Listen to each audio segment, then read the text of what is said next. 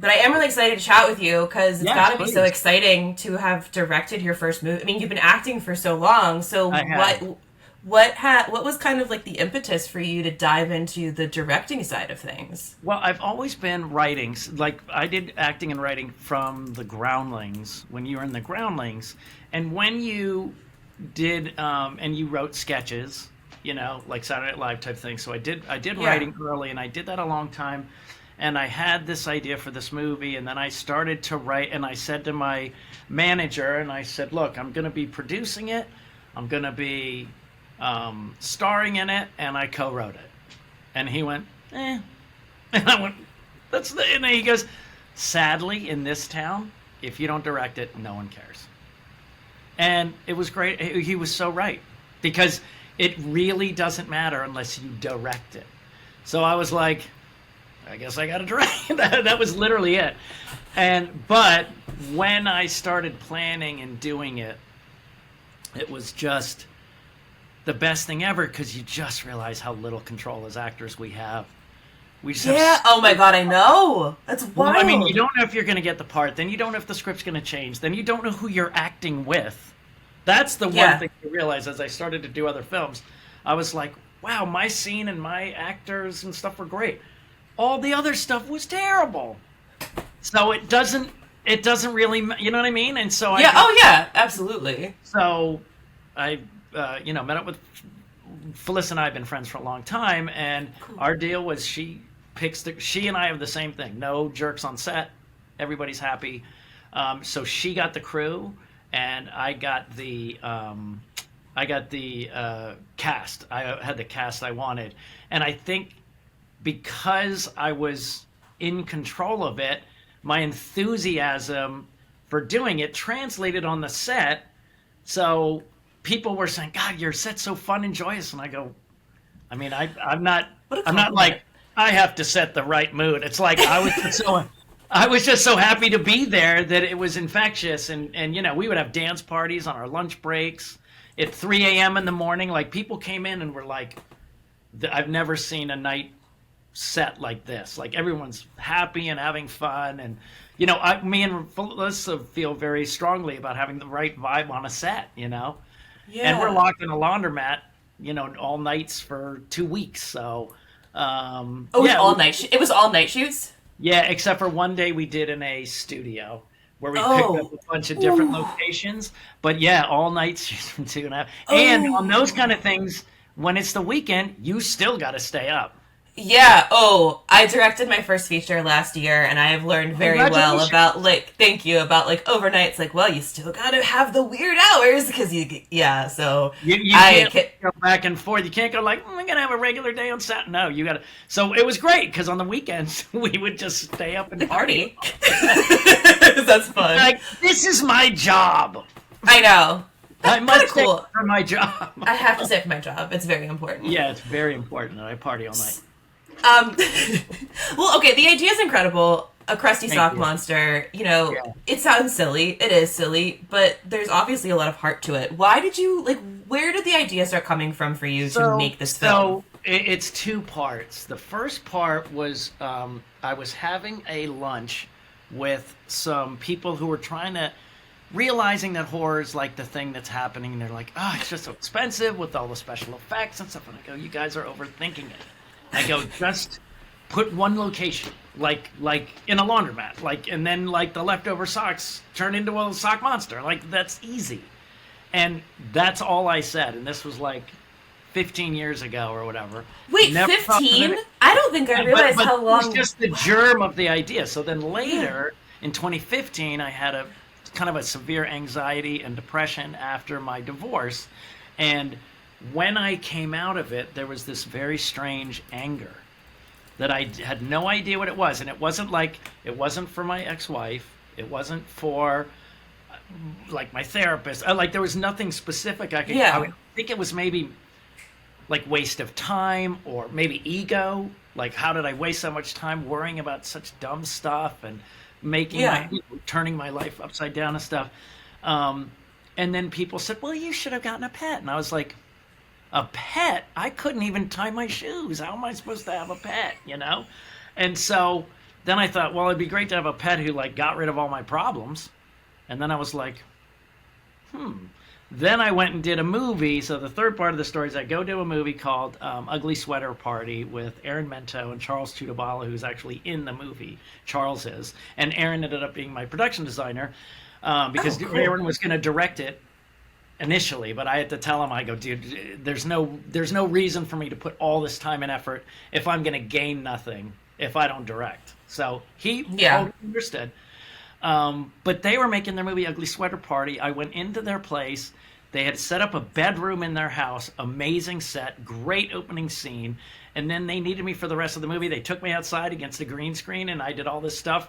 And I'm throughout the entire movie, and I shot out in a day, and I went, oh, you can actually do this. Like, you can do this. So I thought to myself, you know what? I'm going to write up that sock monster thing.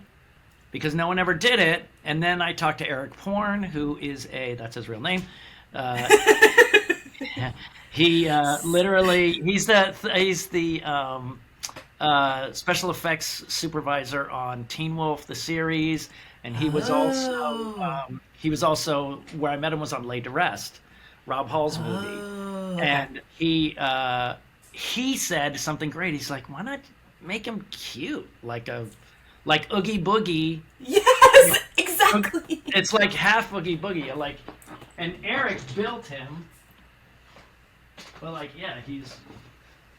Oh, wait, that's like so cute. That really is so cute.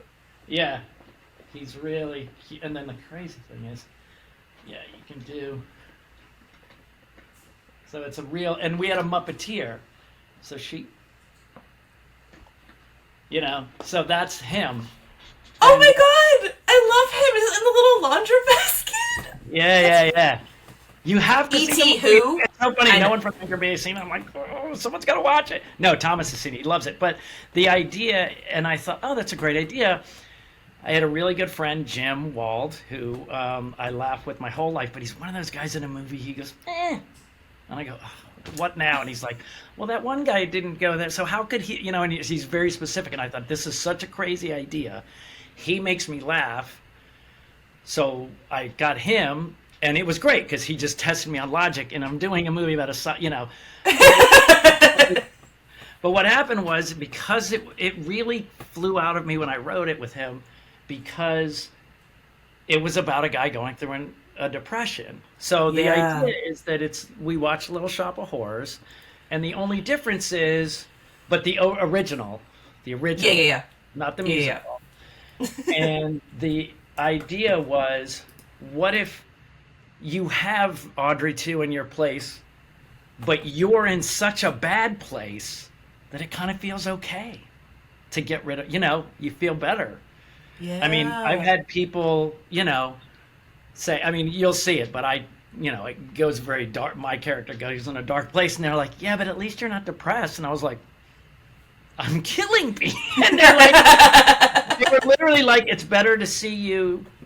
Did you see the trailer? Or? Yeah. Oh, yeah, absolutely. Yes. Yeah. It shot of me on the bed all curled up. They're like, it's better to see you confident. And I go, confident and killing me? And they're like, a few people were literally like, yeah, but I'd rather see you upright and making decisions than rolled up like that and stuck. And I thought, that's great, but that's crazy.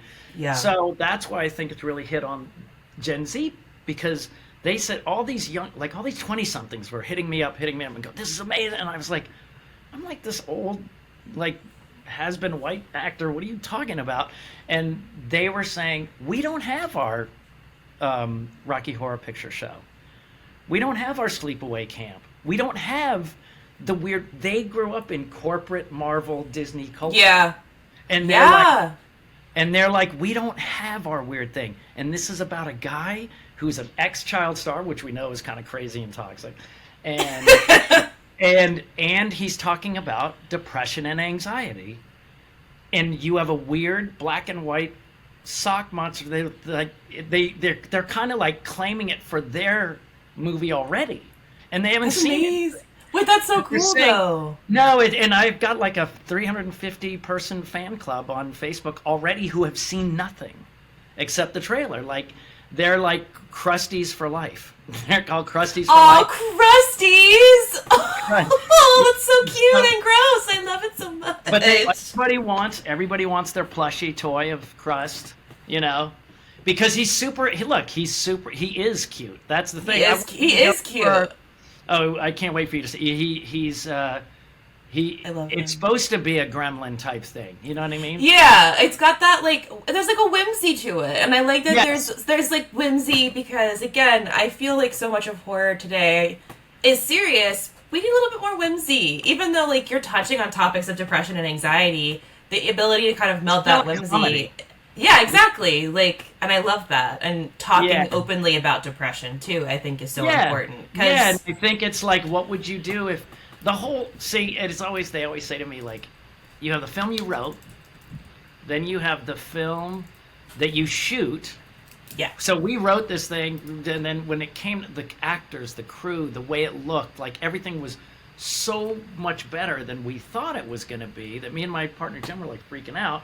Then when you edit, and then my friend Marta Avery, who is an editor for like what did she do? She did like Lovecraft Country and like really cool. Yeah, cool. She and I reconnected, and she, sat down with me, looked at it, tightened it up, and everything.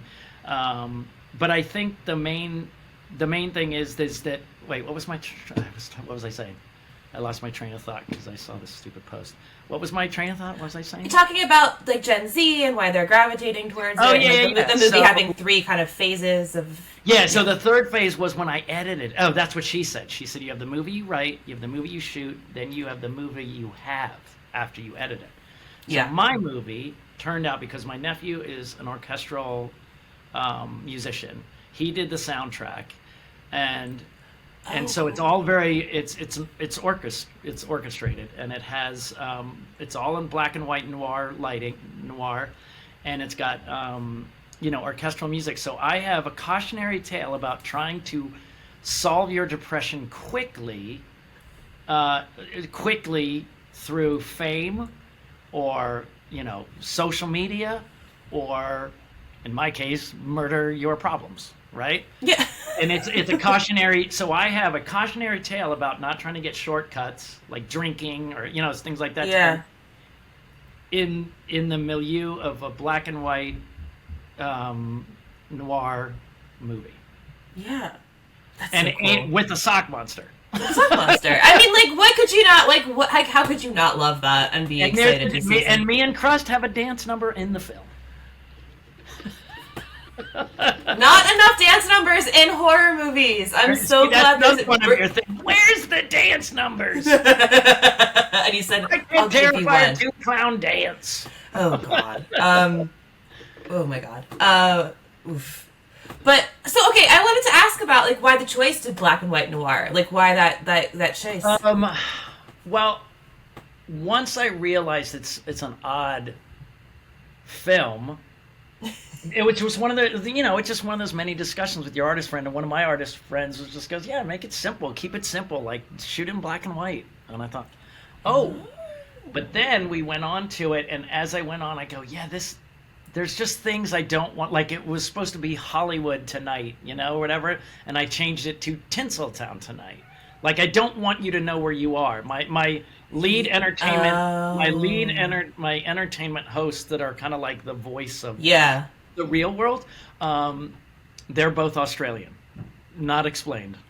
And I don't do it. And the beginning of the movie, it was Danny Robick that I said, I don't know what to do, and he said, just do something like this, and I did. So the first thing you see, it says, in a certain time, at a certain place. Oh, I love that. Once upon a time, like you don't know where or when this is or what. So we have the Repo Man type stuff where everything just says beer, pills. Oh, I love that. I love that. This is my laptop with a pumpkin instead. I'm obsessed. That's so cool. And again, that lends to that that whimsy vibe, that a little bit of like. And the best thing our production designer did was the soda machine, and then your choices say soda, soda, soda, soda. so good. And you're like, that's how we get around coffee. When I did so then when I saw the black and white, and then honestly, I'm so lucky because all white laundromat is not good on color film. It just isn't. So the black and white, and then quite frankly, Crust looked 10 times better in black and white than he did. Oh, that makes sense. We did those kind of tests. I went to the laundromat, walked around, shot everything, and then I just put it in a black and white filter, sent it to my DP, and he was like, "Oh my God, this is amazing!" So hell yeah! Did you guys light it specifically for black and white? Yeah, that's so like cool. We have the cool shadows and the. Like, if you see the trailer, like, just me, that shot of me curled up like that, you can see the backlighting of the wires and stuff, so it looks really, really noir. Awesome. So, the best thing is someone said, my friend Roxy Stryer, who's an actress in it and a co-host of my acting podcast, she said, it looks like an homage to everything I've seen before, but something I've never seen at the same time. Oh, that's a compliment. Great. What a compliment. But what's so weird is I discovered afterward, like, this is what I love about this process. With acting, we go in and we like nail a part, and we're done. Unless you have, obviously, unless I'm Daniel Day-Lewis doing Lincoln, right? Then it's a long time for me to like. But I think it's just so funny how you have an instinct. You go, I have no idea why, and then I do it, and I go, I'm just gonna trust. I mean, all actors, once you get old enough, you go. Like, guys my age that are still in it, we're all good. There's no one left who's no good. Yeah. So when you get a part and you see it, you go, I know 5 guys that could play this part fantastically. So you realize it has literally nothing to do with me. It has to do with, is he the right flavor? It's like selling. Yeah. I always tell my students, I go, all you have to do is put up your box of cereal. But it better be a damn good box of cereal. And then the producers, if we're walking down the aisle, he might pick yours. But he may not. That doesn't mean he hates your cereal. It's not the cereal he wants today. So for me, what happened was then I started to think about my favorite movies. Young Frankenstein, black and white. My favorite Tim Burton film is Ed Wood. And I started to go, oh, it actually plays a big part in my life. Buster Keaton, huge. Yeah. Buster Keaton fan, and I go, I said black and white, and I didn't even know why till I did it, and then I go, because I've always, and my that's so cool to like realize that and just also double indemnity, double indemnity. Yes. Oh my God, yes. Like I have to get your number because I'm texting you. Okay, my favorite film in Double Indemnity is like. She's like, maybe your husband won't be here. She's like, slow down. And he goes, oh, was I going too fast? And she goes, yeah, maybe you're a cop trying to pull me over. And he goes, and what if I gave you a ticket? And she's like, and what if I told you I didn't want it? And I want to, they're going back and forth. That I have my little pin. Oh my God! I love that. I had to say, yeah. They're back. They're back and forth, Yeah, it's just so I quick. Did 2 40s people, and I was like. She's like, oh, I gotta go. She goes, where are we going? To the county fair? And I go, what if we went to that fair? And she goes, and what if we had soft cotton candy? And what if I eat cotton candy with my mouth? And we just go back and forth. And it's like, and what if I ride that roller coaster and we go up and down and sideways? And she goes, and I get, so I did 2 that where I play. That's very good. The man and the woman. So I have to send you those. You would love those. Because that's incredible. But you know what I mean? I go, wow, Double Indemnity. Casablanca is my favorite. Everyone goes, what's your favorite movie? Casablanca. You know what I mean? So I didn't realize how much black and white meant to me. Yeah. Well, that's Isn't cool. That weird? Like, I didn't know. But I love that. And I also feel like, again, I know I haven't seen the full thing, but in talking about depression, I think it does help to feel like, it sounds cheesy, but like I struggle with depression. It does feel like the world is drained of color. And I feel like that does kind of like lend to that discussion about mental health. Like, again, it's a horror comedy, and it's a silly concept, but I still think that stylization helps get that message across too. In a cool way. The Saskia sisters, yeah? Yeah. So I sent it to them early on, and they wrote me back, and that's literally what sealed the deal for me to write it, or to try to get it made. She said, I think it was Sylvia, and she goes, what a special film. She goes, my only concern is will you find someone to distribute it, because it's not a straight horror. Yeah. It's not a straight comedy. and it's not a straight art film. It's all three. Yeah. So I went, yeah. okay. And she said, that's my only concern. And then Anchor Bay, literally everything they talked about when we were on the meeting, my producer's like, because I'm, as you can tell, I'm Mr. Enthusiasm. So he's like, don't ever play poker. Because as they were saying, like, we want to release it on DVD because all cult people that love a cult film. I mean, like, you can see my Yes, everybody, and the hardcore guys, you walk in their garage and it looks like a Blockbuster. Yeah. Like racks and racks. Mm-hmm. They want the physical media. They want the re-release that's the color version. They want the director's version. They want the commentary version. Oh yeah. You know, they want the, you know, laser disc. They want. Oh yeah. They want like the booklet. They want the art. They want all that stuff. They want. Well, everything. I never really believed in that stuff until I was a big Elvis Costello. I'm a big Elvis Costello fan, and his. Are you a fan at all? I know I'm a fan, but like nowhere near you. Nowhere near. The biggest song he has is "Pump It Up." Yeah. Okay, so that is on this album, This Year's Model, one of my favorites. And then he moved from one record company, and then a re-release from this company, and signed all these deals. They re-released, and I remember looking at that album, and I had 5 of them, and I went. I think I have like 2. There are several like I got the DVD, then the Blu-ray, then the special release. Like I definitely have at least 2 or 3 examples.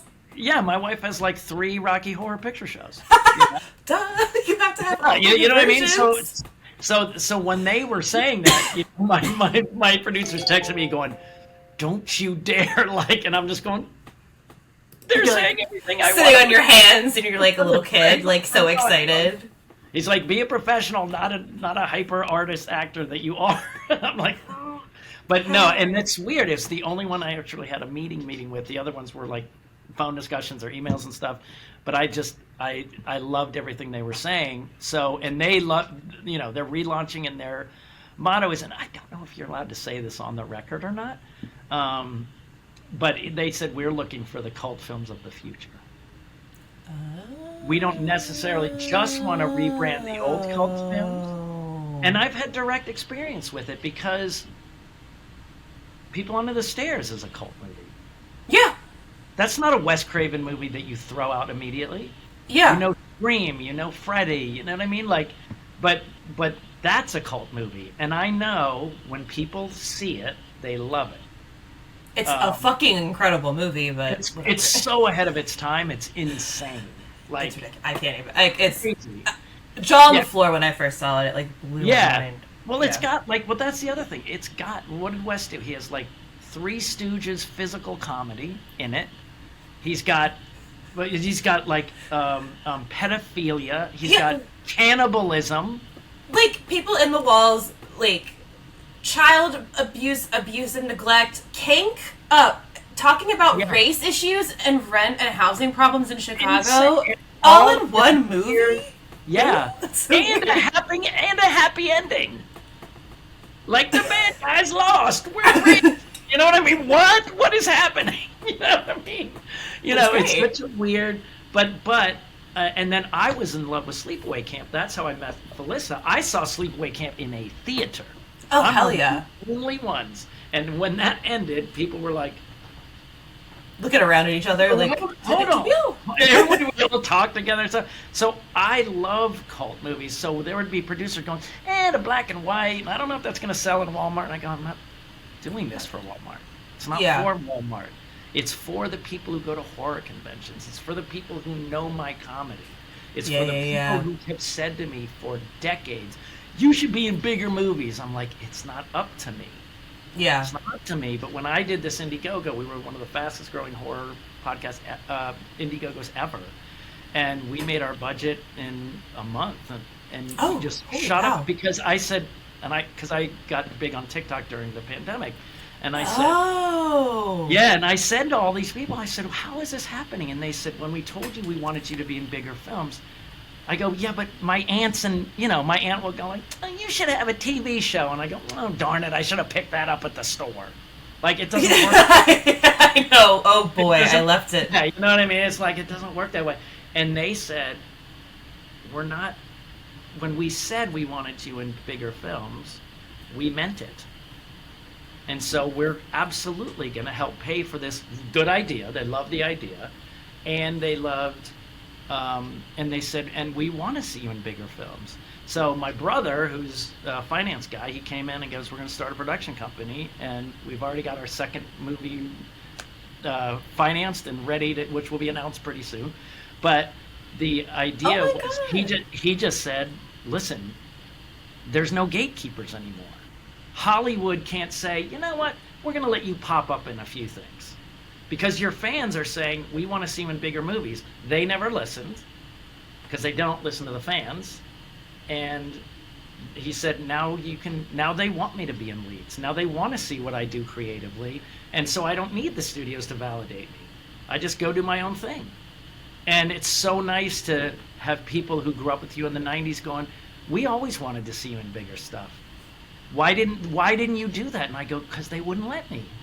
They said that to you? No, they didn't say it. Yeah, but through their actions. I never got a lead audition from any studio ever.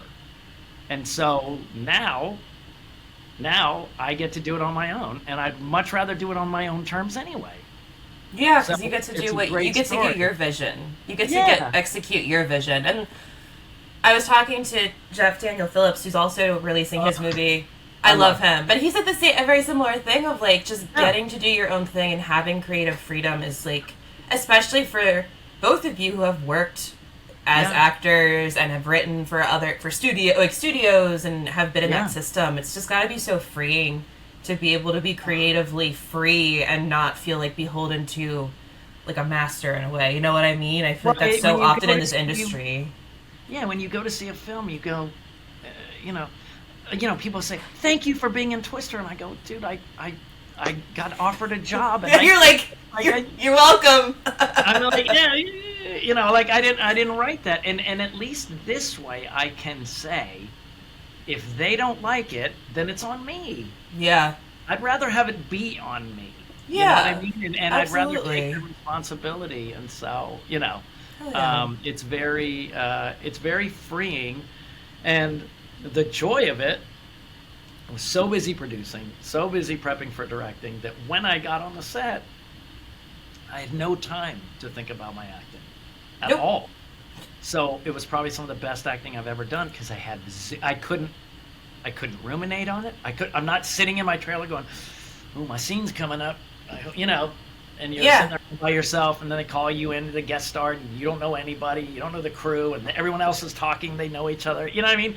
And then you're like, don't screw this up, you know what I mean? And now it's like I'm totally in control, and I'm a little ADD, and so people are asking me questions, I'm going, no, yes, yeah, you know what I mean? I loved it. That's awesome. That's so cool. So it was a wonderful experience. Yeah. Hell yeah. Okay, so when is it coming out? This is going to be Anchor Bay's first release, right? Yes. So now, when does this article come out? Do you know? Well, I think it's kind of like whenever I'm going to work with Xavier to figure out like. Yeah, I think they were talking about maybe like a quote on this for the Monday article about the release date. So it's September. Yeah. So I just like want to make sure. Another article about like my whatever the original idea was, but September 13th. So it's Friday the 13th. Wait, that's the day of my movie's premiering at Horror Hound. Oh my God, I'm excited for you. Baby, we're connected a little bit, tiny bit.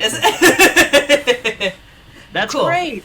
Yeah. So fun. So it's September 13th, and we're already Friday the 13th, perfectly auspicious. And we instead of saying dropping on September 13th, we're gonna say folded and ready for pickup September 13th. Aww. Yeah. So, we're just having a really good, and everybody wants signed socks. And I was gonna say signed socks. You have to do signed socks. That's so easy. Easy. The Crust plushies, like everybody. I can't wait for a Crust plushie. I want one to put on my bookshelf so bad, like a little. He's made out of all my bodily fluids, and I mean all of my bodily fluids. No, I'm just kidding. Hold on, but everybody thinks I'm talking not pee and poop, but I mean just everything. But that's the thing. When the tear falls on him, that's when my pain comes to life, and he protects me. So So he's like Awesome. your sweet pet. He's like our sweet crazy cats that accidentally we're like, oh, you killed the mailman. Ugh. Fine. I could Uh, I could never be mad at you. yeah, yeah. He gave me the neighbor's mail a couple days ago, so. Well, is there anything else that you want to tell me about Crust that you want me to include? Is Um, there anything important to what you am to share? I mean, I think the only odd thing is that being an actor on a movie, we get a lot of the attention.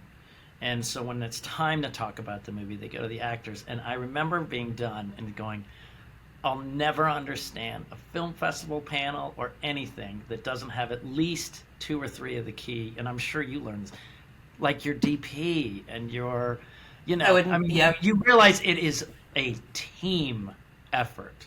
Oh yeah. And when you're an actor, you think, well, that's the other thing. It's like no one cares about you as much as you're worried about in this scene. Like you're just part of a bigger thing. So I think to me, it humbled me as well to go, oh, it isn't about me. And even if I'm the best director in the world, I can't pick talent. I can't pick experience. I can't pick your vibe. I just know that now that I partnered, the only thing I'd like to say is Rebecca Kennedy, who's the lead, me and her.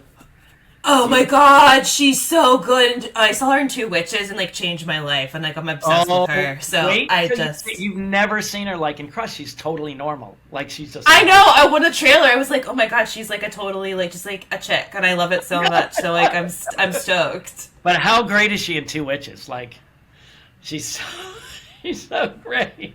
That movie's incredible anyway. But Yeah, yeah. her and I, and my wife and her husband. She has a production company, I do, and we partnered up for two or three different things. So, I just want to plug our first thing, which is a comedy. It's a dark comedy, so we're not. But it's my friend's premise that we came to him to produce it. It's about the hottest. It's about the hottest restaurant in LA where all the waiters are trained therapists, and they're the worst therapists in the world. So an example, like a guy comes up and he goes, oh, I'll have a martini and my wife will have the same. It's like, oh, so you don't think your wife can order for herself? And you're like, no, I always do that. Oh, so you dominate her all the time. And he's like, well, wait a minute, she liked it. Instead of you telling us how you feel, how about her telling us how she, you know what I mean? And it's so messed up. I have to get your email because I want to. That sounds like my exact sense of humor. So like I want to obsessed sing with that. And so that's a comedy series we have on the internet right now that's Hell dropped. yeah. Me and Rebecca produced that Cool. with our Okay. husband and wives and stuff. So I just wanted to plug the comedy, the people who love my comedy, that's still there, but the comedy's in there too. And so Cool. and more stuff, more announcements from me and Rebecca soon. So.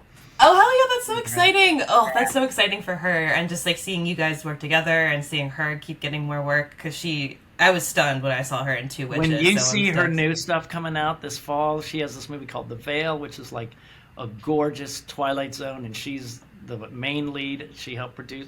She's stunning in that. And then the guy who did Two Witches, Yes, Dramatica. Dramatica. Best, yes. I'm so excited to see it. I haven't seen it. I don't know anything, but I loved. Oh god, she's so messed up. But That's my kind of thing. So yeah. But me and her just have. I think it's. Here's the main thing I want to say, is that people said to me on the set, "Oh, your actors are so good," and I go, "What?" And they go, "Your acting is so good." Like the crew was like, "Your acting is," and I go, shouldn't it be? Like you wouldn't go up to the camera guy and go, "Your movie's in focus." Well, yeah. So, but it's interesting that that is there's interesting. a faction of independent horror that just doesn't care about acting. And me and Rebecca, There is acting snobs. We are acting snobs, and we have a very high standard, technically, acting wise. And we go, let's bring, And again, I'm not saying everybody sucks or anything. I'm not saying that. I'm just saying, since we're actors, then the standard of acting is going to be high, and because we're doing good acting, then we have to have a technical stuff that matches. So we're the snobby independent producers. Like, how can we make really high quality? And everybody's trying to do this correct, but the most high quality stuff without compromising quality.